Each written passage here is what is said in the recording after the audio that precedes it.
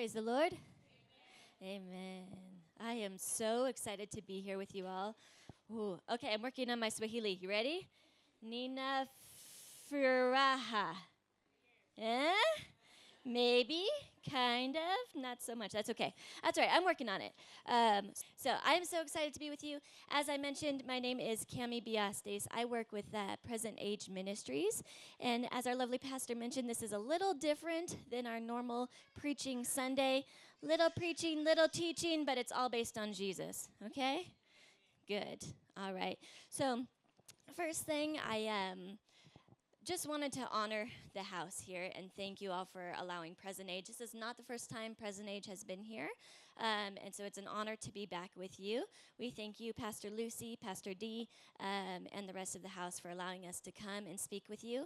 Now, Present Age Ministries, we have a little bit of intense information. And so sometimes it's a little bit uncomfortable and sometimes it's a little bit hard to hear, but this is where we have the safe space to talk, right? If we can't talk about these things in church, where can we talk about it? If we can't talk about it with other believers, where can we talk about these things? So the goal really is to address maybe some tough conversations, right? So today we're going to come at this from a parenting perspective. I'll tell you a little bit more about myself, but first I want to talk to you about my team. I won't embarrass them too much, but I do want to honor them as well. So Miss Maggie over here, I'm sure you all know her, and Miss Pre back here. I do want to thank you both for facilitating this event today and helping us get out the message for on behalf of God and Present Age. So thank you all. One last thing I want to say, koinonia at home, how beautiful. What a beautiful, beautiful opportunity to connect with each other. As we talk about parenting, how many of you know that you can tell your child the same thing over and over and over, but then Auntie can say it, and it clicks and we remember it? Right? But that's a beautiful thing about things like koinonia at home. We have this Christ-based family, right, who has similar values to us, where maybe if my child can't talk to me about something, maybe they can go to Auntie Maggie or Auntie Pre or somebody that they know, right? So it really is a village that raises a child, right? Good. So thank you, team, for getting my presentation there. I want to talk to you a little bit about who we are and who I am first. For those of you who may not know me, my name is Cami Biastes Kaimenyi. I'm going to try with my fancy little clicker here and see if we're working. If not, we'll catch up, right? So I am American. I speak really fast. I'm trying to slow down. So if I go too fast, y'all just give me a little wave or something. Hey, slow down. But I'm so excited, and I get really passionate about these things because I know how important it is. So that's why I talk so fast. I'm excited to be here. But my name is Cami. I am from North Carolina in the United States. I've been here in Kenya for a few years now, and I have a husband who's Kenyan. I have 3 daughters now. The older one is 16. God bless us. We have an 11-year-old who thinks she's 16 also sometimes.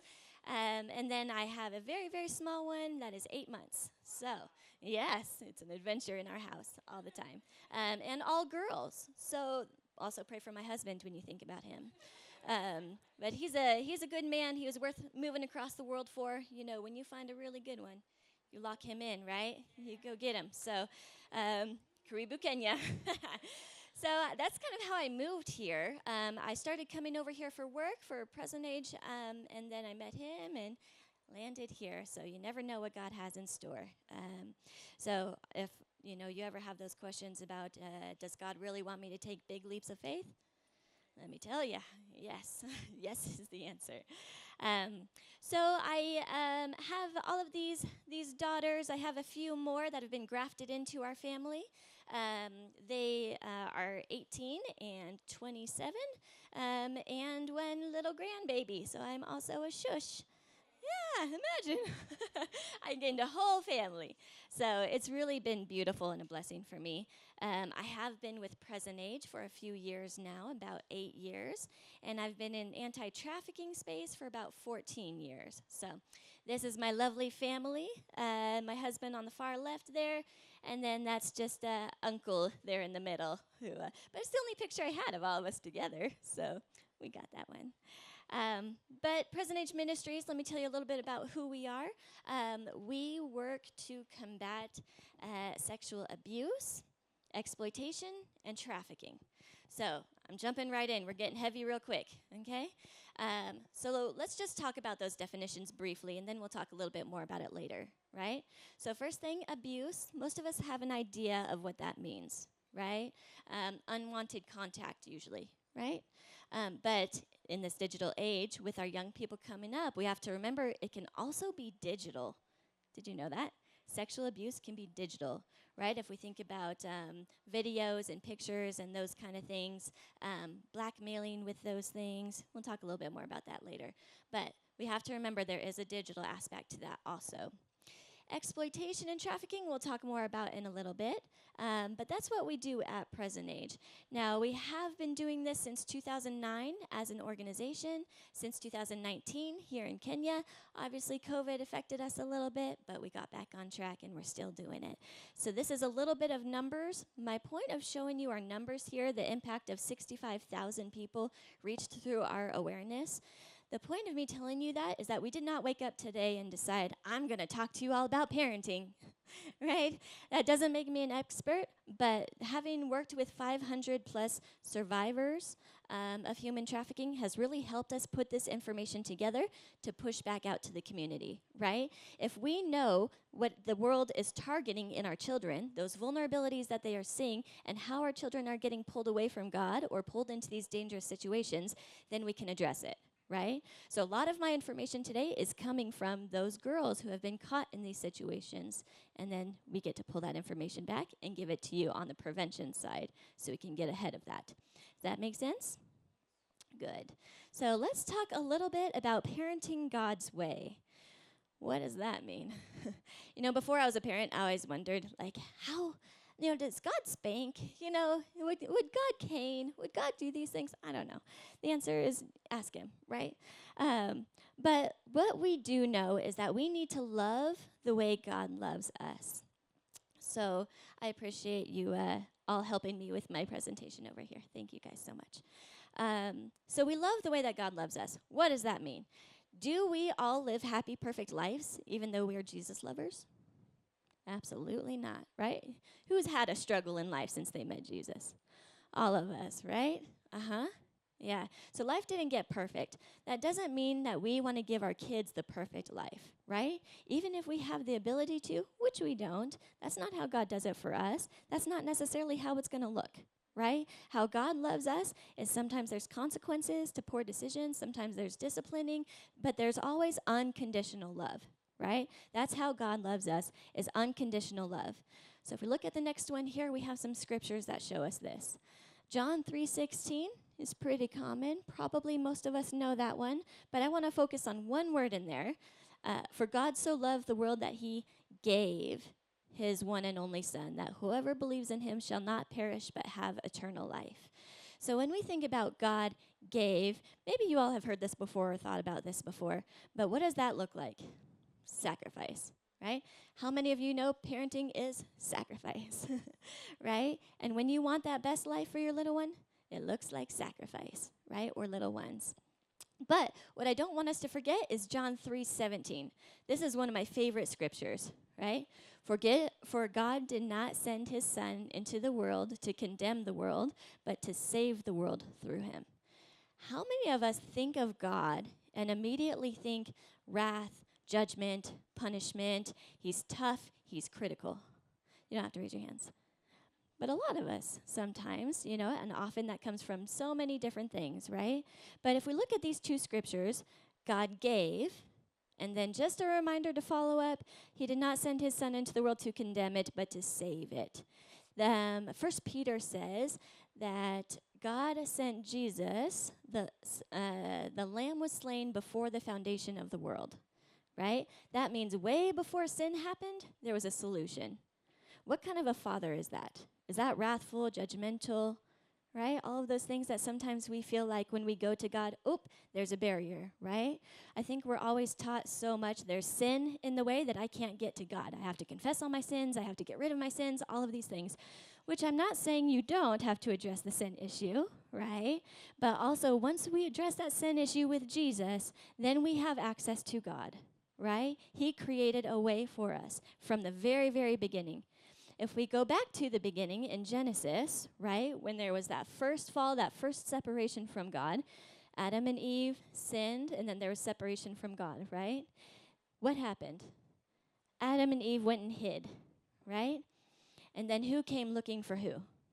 Who pursued who? Exactly. God came looking for Adam. Adam didn't get over himself, over his sin, and come repenting. God said, "Where are you? Where are you?" Right? God knew where he was, all of those things. But still, when you think about, is this the loving Father that chases? Right? Is that the God that I know? The God who chases me. Even when I sin, he's the God who comes looking for me. Even when I mess up, he's the God who comes looking for me. If you don't know that God as Father, then we have to get there, right? That's step one. Because how are you going to love your children with the love that God has for you when you don't know that love yet? Right? I think also when we become parents, we get another glimpse of what that's like. You would do anything for those kiddos. You would do anything for those babies, right? You want them to be protected. You want them to be safe. How much more God's love for you, right? Next set of scriptures here. Let's talk about a different side of God, because we do have the loving Father, but also what happens when you have a loving Father? You have discipline, right? So Hebrews 12, 7 through 11. I'm not going to read you the whole thing, but endure hardship as discipline. God is treating you as his children. For what children are not disciplined by their father? No discipline seems pleasant at the time, but painful. Later on, however, it produces a harvest of righteousness and peace for those who have been trained by it. In our homes, we have to have love from both parents and discipline from both parents. Now, if you have a two-parent home, sometimes it's easy for one person to be that loving, affectionate, nurturing, and the other person to be disciplinarian, right? But what happens when person is only disciplining or one person is only nurturing? We're off balance a little bit. God is both, right? Next scripture here, Ephesians 6, 1 through 4. Children, obey your parents in the Lord, for this is right. Honor your father and mother, which is the first commandment with a promise, so that it may go well with you and that you may enjoy long life on the earth. Fathers, do not exasperate your children. Instead, bring them up in the training and instruction of the Lord. So let me take a step back. When we have maybe one parent that disciplines and the other that is very loving and nurturing, we're out of balance, right? Have you all ever witnessed a situation, none of us, of course, right? But have you all ever seen when, I say y'all because I'm from the South in the U.S., that's what we do. You all is what that means. But have you noticed a situation sometimes where maybe the father is the disciplinarian in the home and sets a rule or a boundary, but then as soon as he leaves, mom lets that slide, right? We either break that rule or bend that rule. What happens? What are you actually teaching the child? Maybe mom doesn't actually agree with that rule, that boundary, but what are we teaching that child? That child is learning, I don't need to respect that other parent because you don't, right? That's the unspoken learning that's happening. Does that make sense? So I can tell you in our household, sometimes we have some heated conversations, right, about parenting. We both come from very different styles of parenting, very different cultures and different worlds. And so we have some conversations, right? But what we try to do is keep that away from in front of the kids. We talk about it, and then we present in unity. Because also, if you have a teenager, they're very quick to catch on when you're not in agreement, right? And then sometimes they play that, right? Even my 11-year-old, I've noticed, well, maybe dad will say no, so I'll ask mom, who will say yes, right? She's pretty smart. Gotta watch out for those little ones. But when you're in unity, it keeps unity in the home. It keeps peace in the home, right? Now, God did establish a divine order of the male being the head of the household. That's what the Bible says, right? Like it or not, it's the reality, right? But there is also this order for a purpose. Now, if you can find you a man that's going to listen to you, that's going to be the best, right? Because when your man honors the wisdom that God has put in you and the understanding, that's when you're going to have a peaceful household. Does that make sense? Good.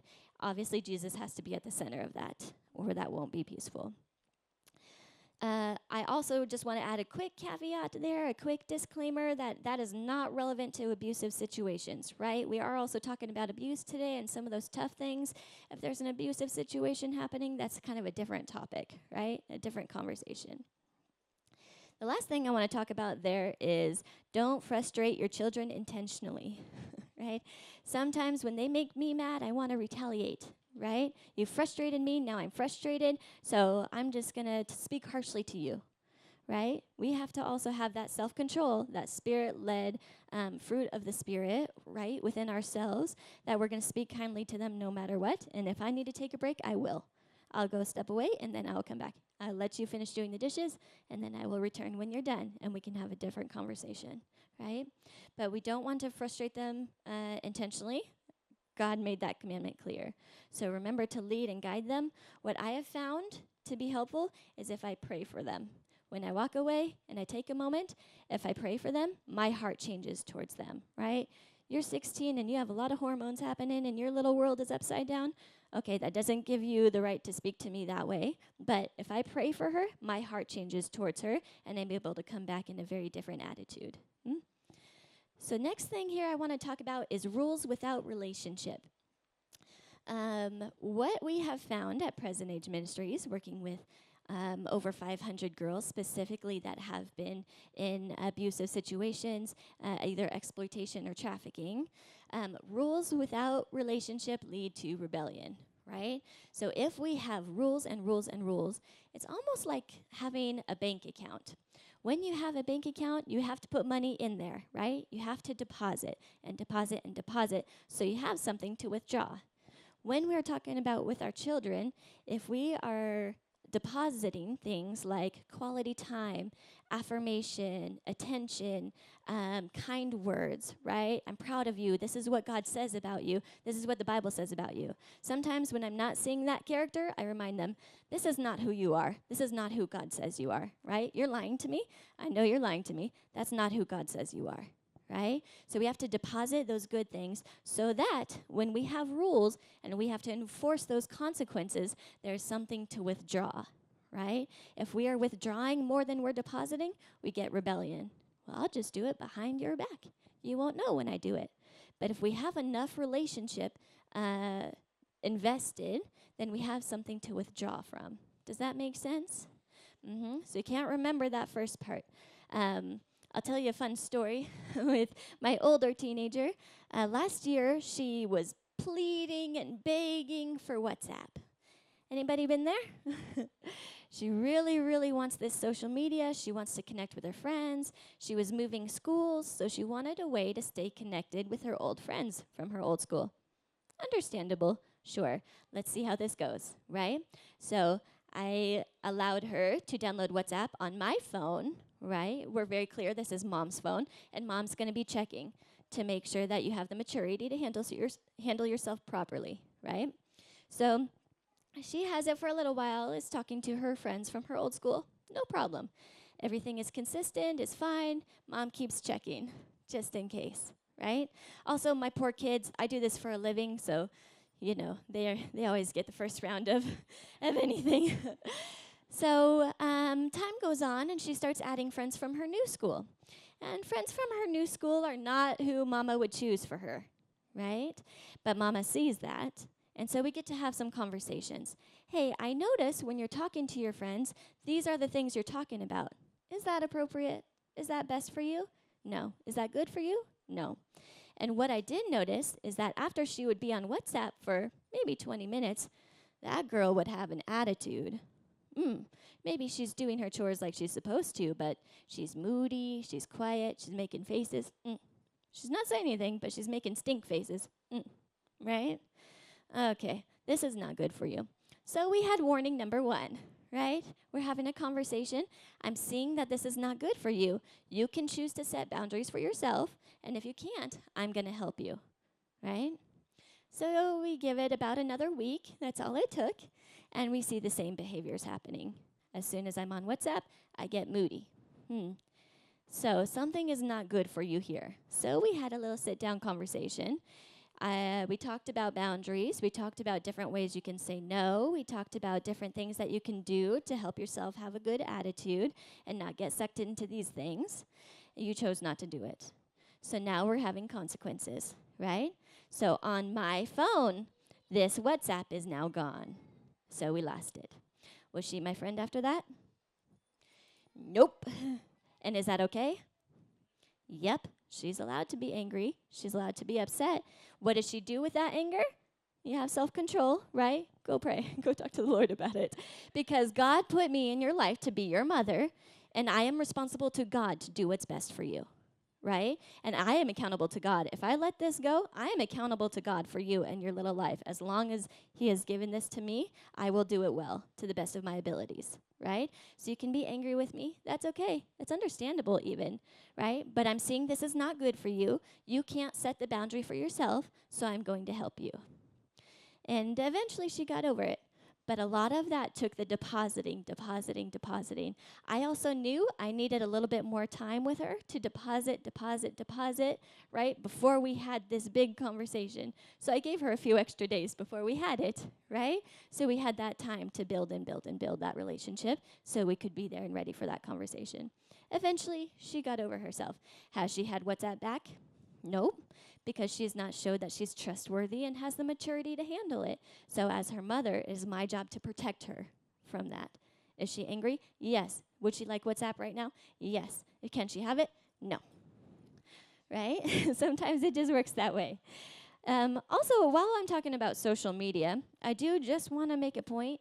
It is very, very damaging for teenagers. The way the brain works, the way the brain is developing, it can be very damaging. Let me say it that way. Did you know the creators of social media, like Twitter, for example, does not let his children have it? Isn't that interesting? If they know how damaging it is, they won't give it to their own families. We know there's a concern, right? We can talk more about that later, but that's another day. So next one here, John 14:15. He says, "If you love me, you will keep my commandments." This is Jesus speaking, not John, right? So when Jesus says, "If you love me, you will keep my commandments." The way I think about this is in the context of marriage. When you got married, or maybe when you're thinking about marrying someone, how do you feel towards them? You love them. You want to help them. You want to support them. 20 years into marriage, maybe that changes a little, but we can pray for that, right? But when you are marrying someone, you really want to bless them. You want to serve them. You want to sacrifice so that they can have, right? This is the relationship I see us having with Jesus and God the Father. God has already sacrificed for us. We've established that. But what does that look like when we love because He first loved us, right? Jesus first loved us, then we love our children based out of that, right? Do we love and honor God because we're fearful of hell or consequences? No, we love because He first loved us. It's a response to His love that we walk a Christian life, right? Because we love God, we don't want to go and sin and do these things. Our desires actually change to honor God and follow God, right? The same way you love your spouse. You will change your behaviors because you want to honor them, right? You want to support them. In the same way, I think this is how we learn to love our children, right? When He first loves us, then we can return and expect that from them. When they feel loved and feel accepted, then they return and want to honor us. Also, if we teach them to honor God, they will honor people. All right, so let's get a little messy. If we haven't touched on anything yet, let's go for this one. Parenting from pain. I have a friend who had a very strict mother growing up. When they were growing up, her mother did not deposit those kind things, right? The love, the affection. She was very strict, very critical of her, always wanting her to change and be better and sit right and do this and why didn't you? And all of these things where she didn't feel the love and connection from her mother. So when she grew up and she had her own daughters, she treated them the exact opposite. I don't want my kids to ever feel like that from me, so I will never discipline them. I will never have boundaries for them. And is that healthy? Nope. Is that best for her daughters? Nope. Is that an internal issue where we need Jesus to come and heal something? Yep, right? So when we parent from our pain, we're actually continuing cycles. How many of you know that even in your Christian walk, the devil, the enemy, is attacking you? How many of you know that same devil goes after your children? How many of you have been able to see those cycles continue? Have you ever seen a family where maybe the father is alcoholic or has alcohol problems? The son says, I will never do that. I will never be like him. And then grows up and turns into exactly the same thing. It's those wounds, right? Those wounds didn't heal. Maybe he could recognize in my father, this is unhealthy behavior, but he couldn't overcome it, right? And fell into the same cycles. Oh, what's happening is that soul is not being healed, right? Those wounds are not being healed. So then we're finding coping mechanisms. So when we're parenting from pain, are we continuing the cycle or are we breaking the cycles? That's one area that we need to be very, very careful. And David said, Lord, search me and know me, right? Search my heart and know me. That is a daily prayer for me. Lord, where are those things, right? And I find them all the time. Ooh, that's a little ouchy spot for me, right? Ooh, that's a wounding in me that my daughter has apparently identified and poked at, right? And is that really her problem? This is a mama problem, and I need to deal with this with Jesus, right, before I deal with this with her. And so that way, we can address those pain points and break cycles. Okay, this one is a video. I'm not sure if it will play, but let me give you a little context before we watch it.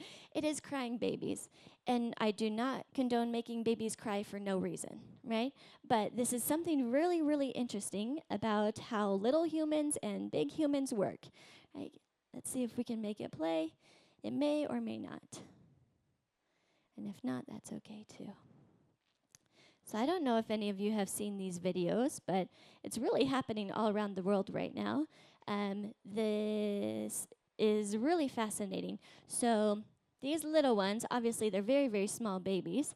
The parents have them in their hand. They're doing fine. And they walk up to the wall. They don't actually hurt the baby in any way, right? They just kind of knock on the wall like that and then go, oh, sorry, baby, as if the baby hit the wall, right? Like the baby actually is not hurt in any way. And they just watch the baby's reaction.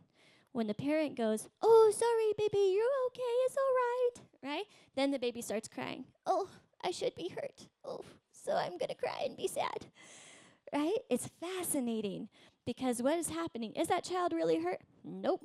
They are fully reacting to the parents, right? The parents' reactions. So how much of our world is caught versus taught? Right? Our children are watching us. Are they seeing me pray? Are they seeing me read the Bible? Are they seeing me follow Jesus to the best of my abilities? Are they watching me walk with integrity? Or are they watching me show up on Sunday and then I go live my life in a different way? Right? And if we want them to grow up honoring God and honoring people, this is where we have to watch ourselves because they're watching us and watching so close. Does that make sense? All right, we're going to move on past this video. So let's talk about how we parent in today's world. How many of you have said, well, it wasn't like this when I was growing up? How many of us haven't said that? Right? But also we have this feeling inside of, I want better for my children than what I had. Right? I want them to have a better world. I want them to have better access. I want them to have something that I didn't have. Right? And so, again, we have to be careful that doesn't come from parenting out of pain, right? But that it's a healthy desire for them to grow and be successful. So let's talk about these different things that have just changed over the years. You know, even from my perspective, which my kids aren't too far behind me. I was pretty young, right?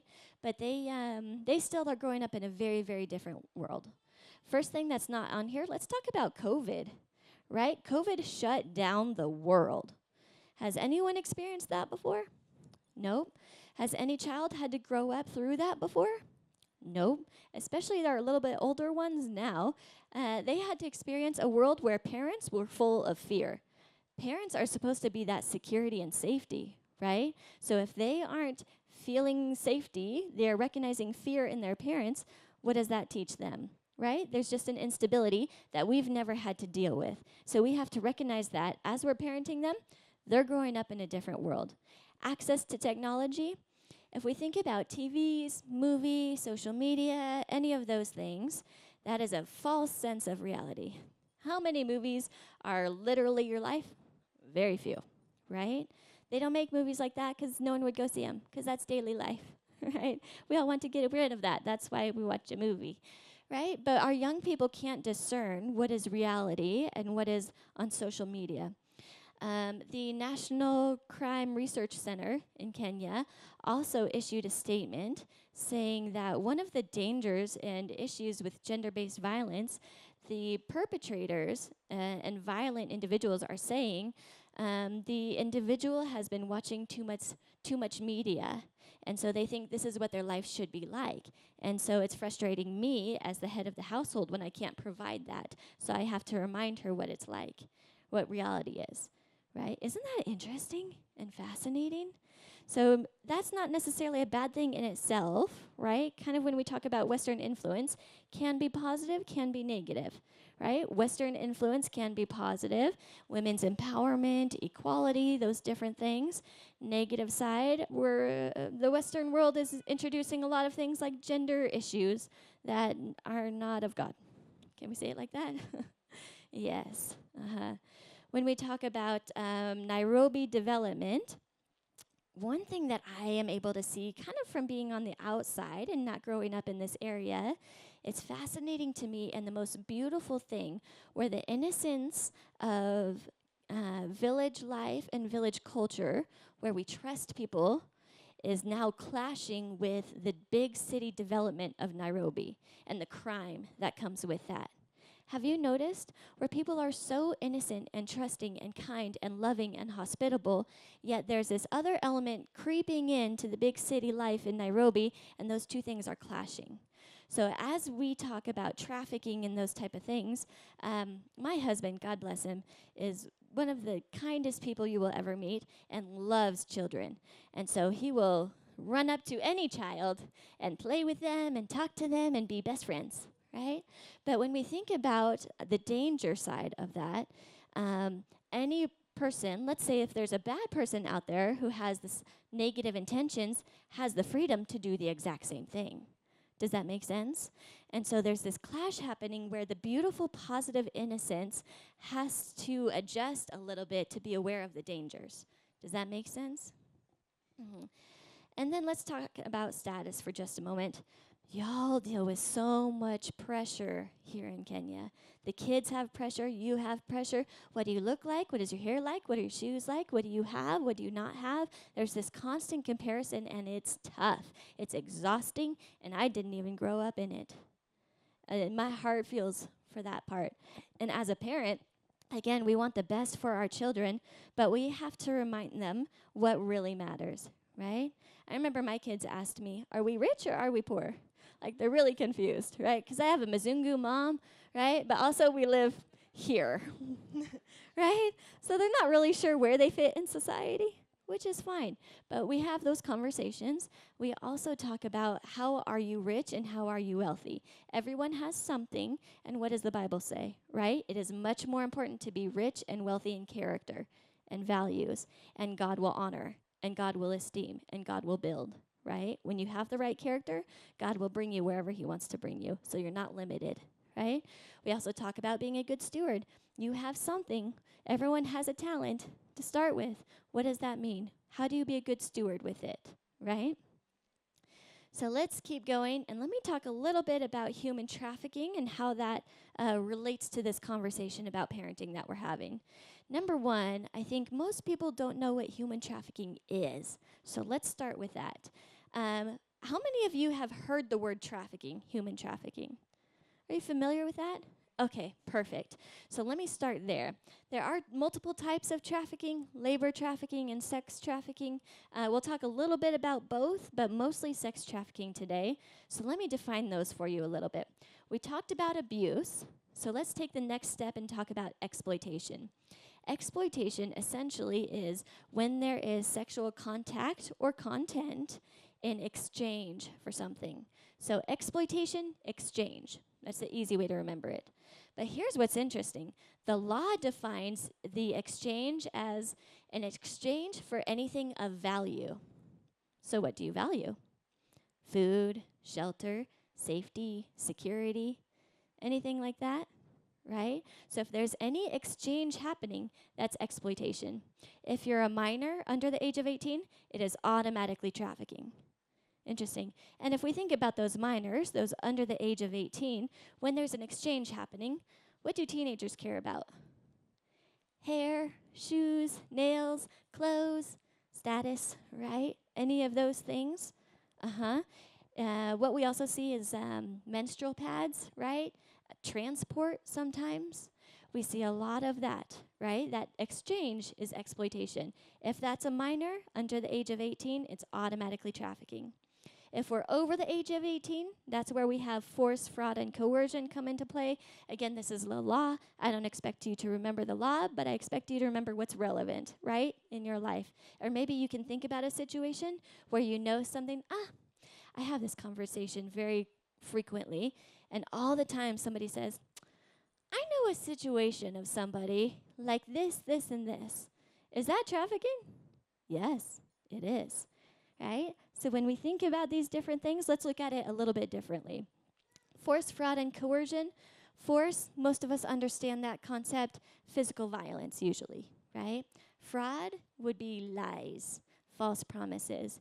If you do this, I'll do this.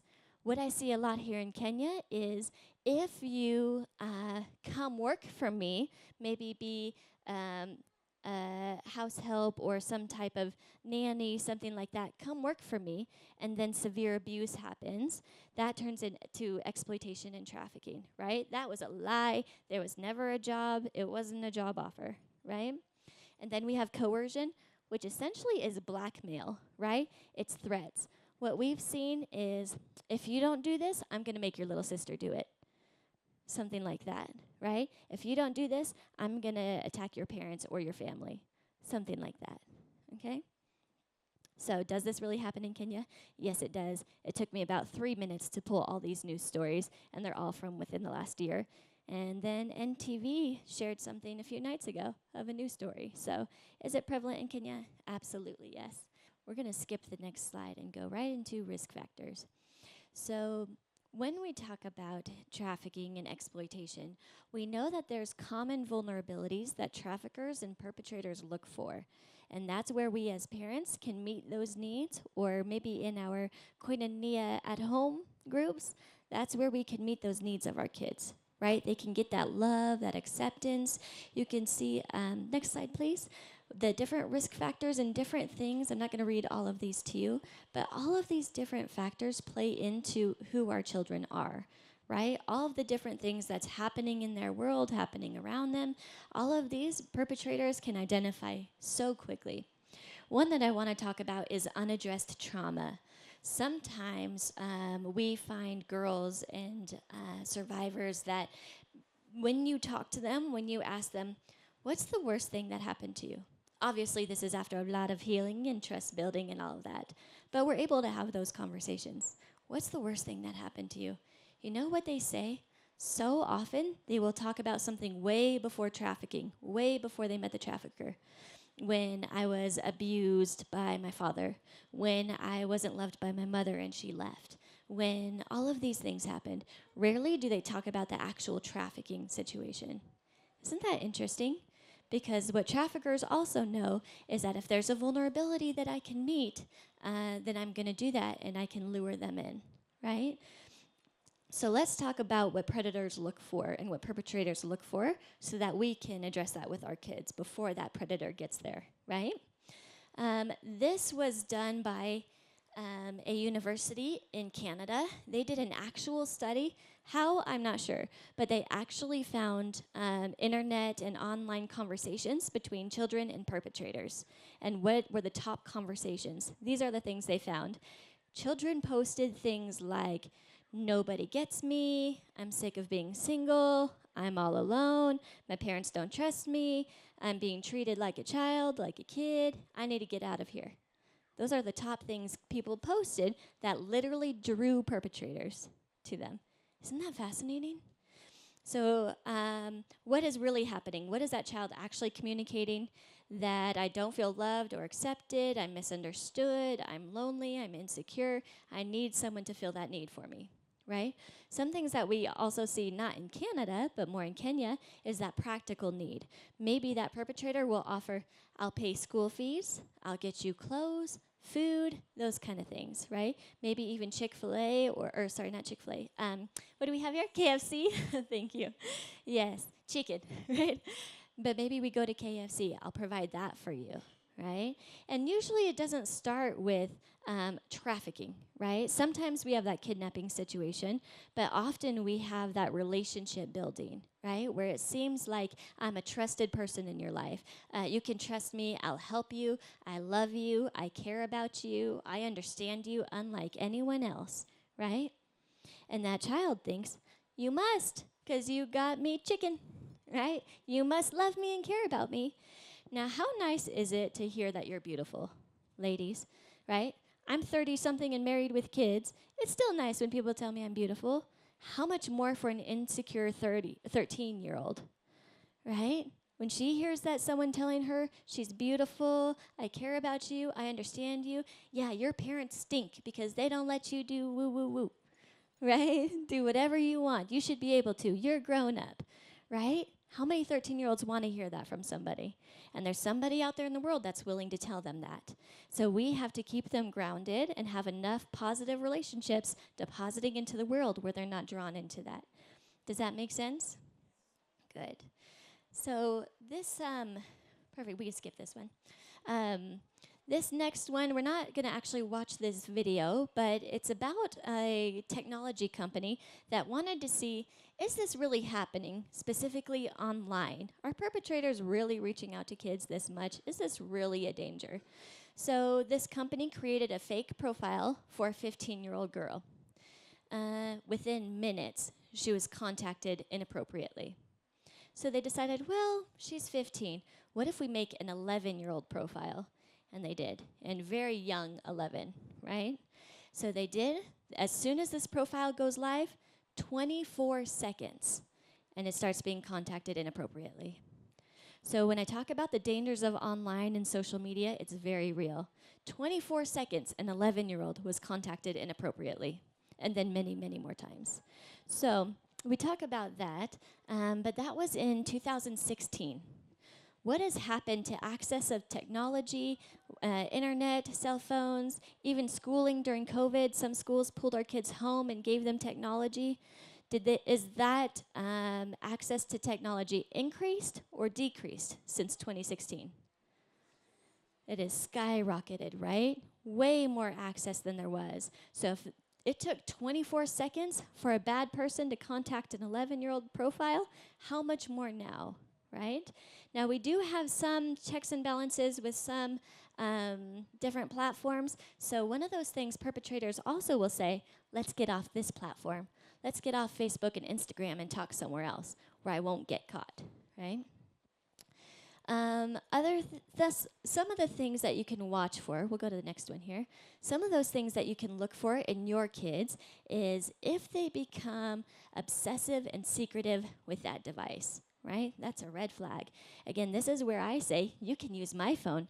I maintain control of this phone at all times, and I have access to everything on it at all times. You know, there was an old app that looked like a calculator, but it really hid pictures. Like, what parent knows that? Right? But if there's two calculators. But also, we have to remember, that was in 2013. How much more sneaky are they now? Right? So we also build trust where we can build trust. Huh? Other things we can watch out for, if they're receiving gifts from someone you don't know, that's questionable, right? Now, maybe as a parent, you know they're in a scholarship program or they have a sponsorship happening through school, something like that, but it's not bad to ask questions. Where did this come from, right? If they are socially withdrawing, or I am going to use the P word in church, it's okay. I know we're all in this together, right? But sometimes what will happen is that perpetrator will send your child pornography. So maybe you find pornography on the phone, right? And it's possible they're not even looking for it. What we do know in this world of technology is it is prevalent and aiming at your children, right? The games they play when they're small even have these pop-ups that happen, right? Number one, your child may not be looking for it. They may just stumble on it. And number two, perpetrators may send it to your child, right? Because this is what I want you to get used to. It's desensitizing, right? And then maybe I want you to do these things. So I know we're using the P word in church. We're getting into the stuffy stuff, right? But we have to be able to talk about this somewhere, right? If we can't talk about it here in church, where can we talk about it? If we can't bring God into this conversation, if you're uncomfortable having this conversation with me who does this for a living, how are you going to talk to your children about it, right? And so I invite you, if we need to have some practice saying these words that are a little tough, right, or awkward and anti-cultural, I understand there is a barrier there. But mamas, if we can't talk to our girls about it, who's going to? They're going to go out there in the world and find someone to teach them, right? So we have to be brave and do it. And I and my team members here, I'm volunteering them, are willing to have those conversations with those awkward words and give you some of those tools that we can have those conversations with them well, right? So let's keep going. There is hope. Okay? We have some tips and resources. There is hope for this. Ways to protect your kids, your children. Listen to them. Often they tell on themselves, right? They'll often say little things about, oh, so-and-so at school said, oh, wait, I thought we weren't friends with this little person because this little person is a bad influence, right? Mama can tell, baby girl can't tell, right? So why are we talking? Why are we sitting together? Why are we having some extracurricular time together, right? Let's just talk a little bit more. And then we equip with guidance, right? If we can have these conversations early and often, it's going to be much easier when they're grown up. We can start these conversations at 16, but it's much easier when they're small. And we talk about it a little different, right, to the level of maturity. So the way I talk to my 11-year-old is about safety. We don't have to talk about trafficking, right? She can get fearful and have nightmares and things, sometimes just from the news. So I'm pretty careful with her, right? So we talk about safety. How do you keep yourself safe? How do you know who is a safe adult, right? Those kind of conversations. Where my 16-year-old, I say, what if a tout tries to kiss you? What are you going to do? I say, why do you do that? Because people are sneaky sometimes, huh?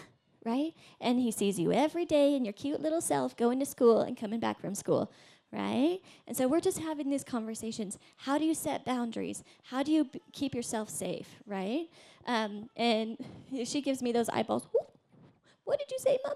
You know, she's used to me now, but, it takes those tough conversations. And again, if she can't have them with me, who's she going to have them with, right?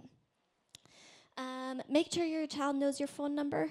A lot of people are pretty good about this, but if your child needs to get a hold of you, if you have a phone, it's really nice that they can access you, right? Know who is talking to your child, similar conversations, and then knowing your child's location and arrival time. If they are supposed to be home from school at a certain time, are they home from school at a certain time? Mm-hmm. My 16-year-old is getting quite social these days, and so we've had to have some consequences because you're not home on time. And if you don't come home on time, how do I know something hasn't happened to you? How do I know if you're safe? If you want to have some social time, we can plan for that. But when you're coming home from school, this is the time you need to be home so that we know you're safe, right? Because she doesn't have a cell phone, even though she would love to have one. Mm-hmm. Online safety.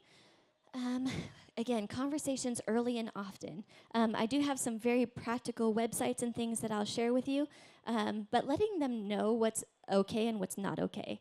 We've had, last year I was having a conversation with my girls, just telling them for the 100th time, don't talk to strangers online that you don't know in person. Don't video chat with people you don't know, that mama hasn't approved, that daddy hasn't approved, that we don't know about, blah, blah, blah, right? They're not even listening to me anymore. Yeah, we know, Mom, we know. So literally 24 hours after this conversation, I'm in the kitchen doing dishes, wash, and I hear my 11-year-old playing on my phone, playing some games, which she asked and was approved. Go play, have fun. So I could hear the game is going, and then it stops. She's switching to something else. Okay, and then I hear a man's voice, hello. And I hear her little voice, hello. And I hear the man's voice, what's your name? Y'all think I was in there faster than lightning? Okay. No, not in my house, not with my kids. Literally 24 hours ago, we had this conversation. So, on the positive side, she's sitting with her back towards me so I can see the screen on the phone. Who is there? Santa Claus. So he says, "What's your name?" She says, her real name. Again, forbidden in our house, right? You know better than this 10-year-old, huh? And so then I'm shocked. And so I just kind of sit for a minute. So I'm right behind her. I can snag it at any time. But I want to see how much will she share and how much is he going to ask for? Santa. So he's talking to her, Christmas is coming, blah, blah, blah. What do you want for Christmas? And about this time I realize, it's an app. It's just a recording. It's not even a real person on the other side. And so I calmed down a little bit. But I still hung it up, right? So at first I calmed down because, okay, it's not even a real person that she's talking to. It's like a recording in a video app or something, right? It's a game. And then I got concerned again because what do you think the other side is doing? It's accessing her camera, her face, her location, and her name. That's plenty of data for a small child, right? So then I was concerned again. So anyway, we have this conversation. Hey, do you remember just yesterday we had a conversation about we don't video chat with strangers? But Mom, he's not a stranger. It's Santa. Sneaky.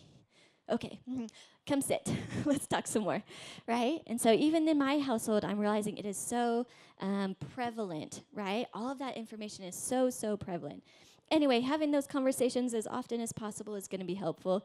Using real names and birth dates, we try not to do that because what happens when a perpetrator sees Maggie 2009?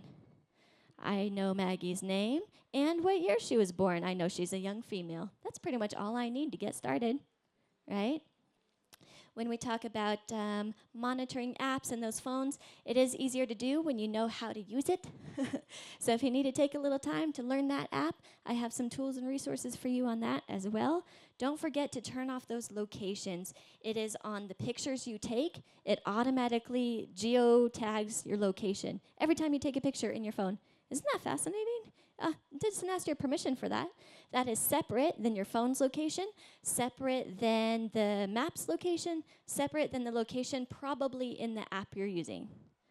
Isn't that wild? So many things are tracking your location. And then maintaining ownership of that device. Remember, it is my cell phone and I can have it back at any time, right? So we'll go to this last slide here and then we'll have some time for questions. If you want to take out a phone and take a picture of this is the most important thing I have to tell you today. If you have nothing else, know this resource, okay? There's a couple different things here for you.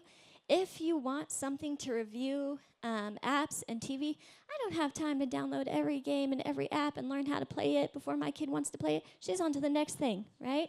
But there is a website, commonsensemedia.org. If you can access that and you want to, basically other parents have already done the work for you. They tell you what age they recommend, the dangers of it, if there's anything questionable, movies and media, TV, same thing. So you can understand, we actually haven't had conversations about gender identities yet. I don't want to yet, not this movie, right? Those kind of things can help you. Moving on, we also have, talking about online safety, sos.fbi.gov. This is a really good resource. It's basically just computer games or video game style for kids to play, and it's all about online safety. Do you want a picture of you? Do you want a picture of your school? No. Why is that not safe, right? Those kind of things. Even for parents, it was really helpful for me to play. Like, oh yeah, I guess I don't want the world knowing where my child goes to school and what time she gets out, and that she rides a matatu home every day. Probably not what I want to advertise to the world, right? So it's just helpful. And then let's talk about reporting. So let's say you do give your child some freedom, right? They're trustworthy, their maturity is there, you're giving them some freedom, that's okay, right? Don't let me scare you out of that. They do need to learn how to navigate the world they're in, right? But let's say something does happen, right? There is some exposure. First thing, breathe. Okay? As a parent, you're gonna have a heart moment, right? But first thing, breathe, right? Number one, this world that your child is growing up in is very different than what we knew, right? They are so inundated constantly with these messages and these things that you should, you should, you should, right? And they're just trying to navigate that world. So, first thing, breathe, okay? And now let's report the heck out of it and get some help, okay? So, here's some different resources. This first website up here is from the DCI. They work with Interpol out in the UK, which is a bunch of things that doesn't really matter to us in this room, but anything that's happening online, you can report right there. It's nice and simple, easy to use. Local Kenyan government is going to be involved, or excuse me, law enforcement will be involved and pursue what's happening.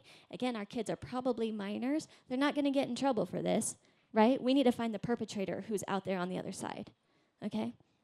That's what's happening. That DCI phone number just underneath is good to have. You can always call them. This is the child trafficking unit for Kenya. There's a local office here right in Nairobi, and so they can be quick to help. I also recommend reporting to local law enforcement because as a parent, you're going to do everything you can to help this child, right? What we know is things that go online, stay online, right? Until somebody pulls it down. And when law enforcement pulls it down, they also get to pursue who's on the other side, right? So we can also use local hospitals. That's a place where you can report, and they are obligated to know the legalities of when law enforcement needs to be pulled in, all of that, right? So we're talking about abuse, exploitation, and trafficking. We're also talking about child neglect. They also will get involved for child neglect if you want to report there. And then cybertipline.org, this is the same thing based in the US. So what they do is they also partner with DCI here in Kenya, which is fantastic, right? Again, as a parent, you're going to do everything you can to get that taken down. Now, I will say they also get hundreds and hundreds of reports a day. So it might take a little bit. And in the meantime, how do we help our teen that was caught in whatever situation, right? We want counseling. We want someone for there to talk to. Let's kind of start debriefing and unpacking how we got here. Does that make sense? All right. I know that was a lot. Y'all hung in there with me. All right, questions. Let's talk through. What do we need to talk about a little bit further?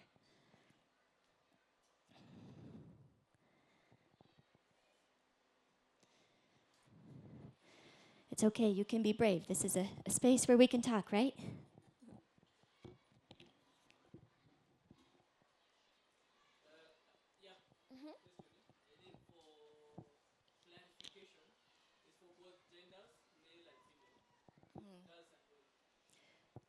Perfect.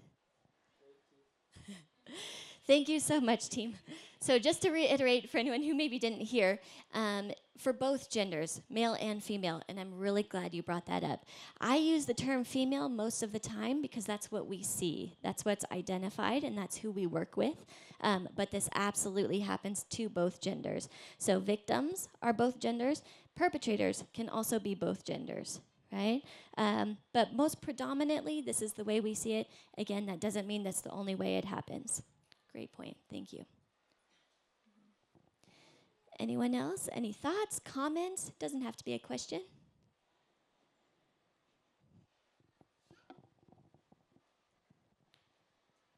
Thank you so much, Cam. It's definitely eye-opening, and it's good for us as parents, as individuals, brothers, sisters, to know all this information.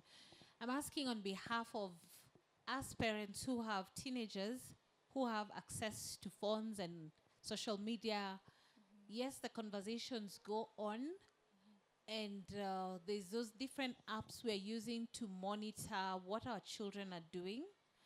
Is there any apps that you can recommend for parents to just help themselves monitor the children? I know they're there because I use them for my own children, but maybe share from your, from your professional parts, if there are other websites apart from this one, because what you've shared is more of I'm reporting something. But are there apps that help us as parents to prevent and manage what our children are doing online?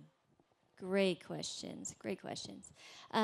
Yes, there are. So there are actually quite a few different apps that monitor apps, right? So if your child has their own phone, they're a little bit older maybe and have their own phone, but you just want to keep some eyes on it, there are some apps that will report to you based on your settings. So maybe if my child is a little bit younger or the maturity is a little bit younger, I flag everything, pictures, words that may be questionable, and you can set it per app, maybe for WhatsApp, or you can set it for everything. When she's searching online, I want to know if this word comes around, right? And what it will do is ping your phone and notify you, send you a message.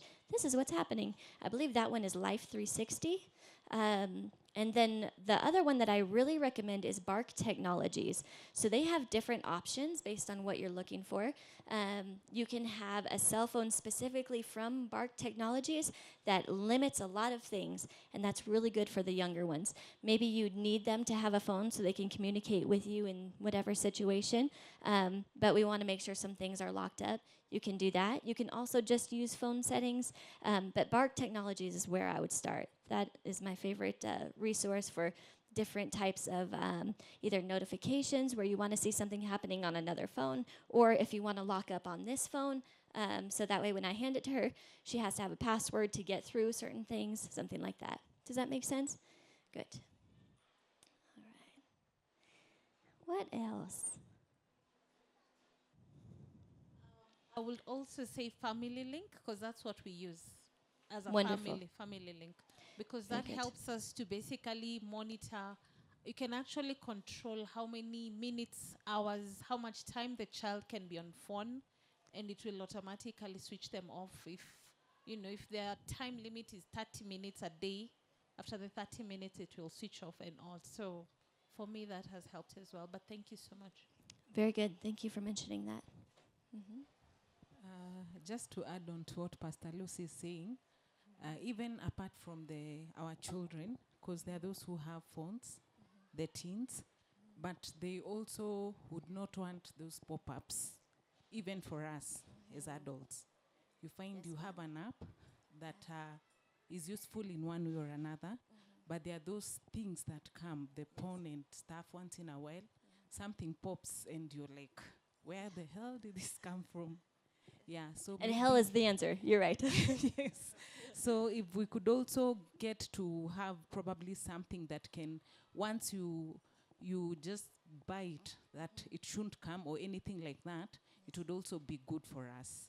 Because at times you'll find even a small kid picking your phone and they touch an app which you use because of other reasons, but you find once in a while something will just pop up, and it's not good also for them to see that. It's very well said. You're right. There's a lot of things you don't want to see either. I don't want to see that either. That's a really, really good point. Thank you for sharing. What else?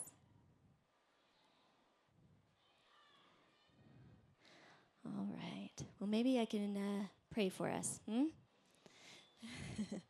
It's always a good place to go.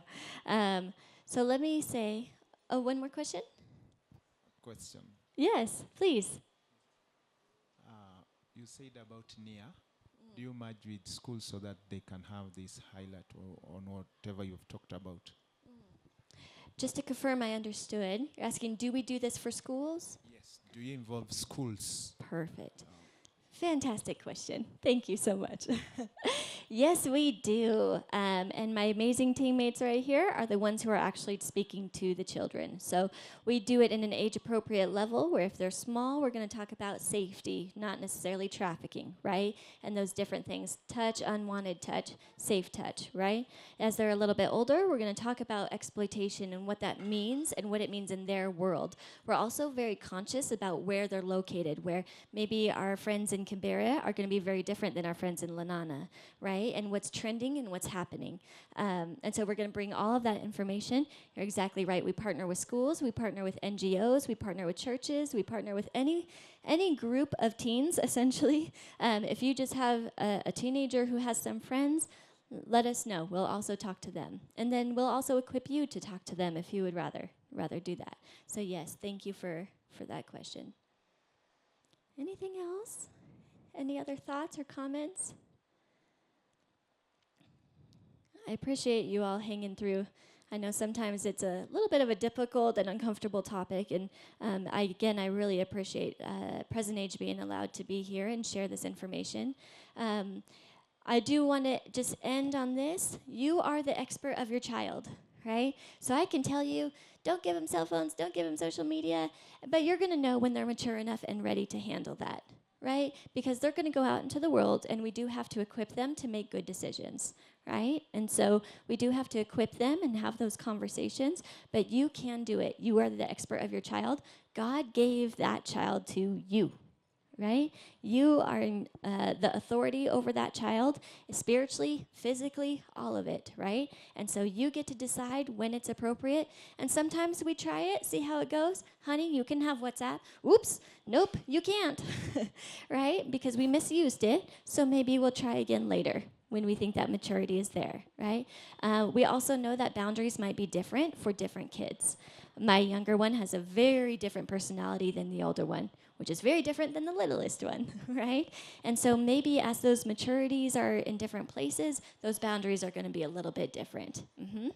And then don't be afraid to get help. Present Age Ministries is always here.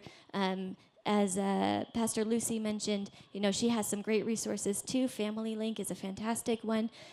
So don't be afraid to have these conversations in this safe space. The beautiful thing about having community is, again, maybe Pastor Lucy knows about Family Link and I don't. And so I can get some resources from just this church body right here, from our brothers and sisters here in this room. So let me just pray, and then I'll invite Pastor Lucy back up. So, God, thank you for this time together. I thank you for these parents that are fighting for their children. I thank you that they are not fighting their children, even though sometimes it feels that way. But, God, I thank you that we are fighting for this next generation. And even though their battles are different than what we've experienced and have so much technology and different types of dangers, Lord, I thank you that we're not new to the spiritual warfare that they're walking in. It's a spirit war first and a physical war second. And so as we pray for our kids, we thank you that the battle is already won, that we have Jesus, the victor, on our side and on the side fighting for our kids. So, Jesus, we submit our kids to you. We give them to you. We ask that you would protect them, give them wisdom and guidance as they grow.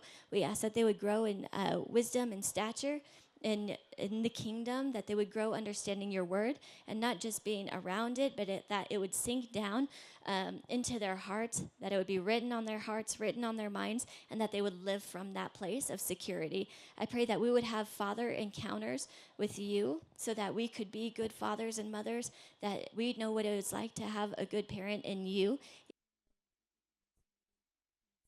Some faults or some things that we're missing, some gaps. I pray hearts that you would come in.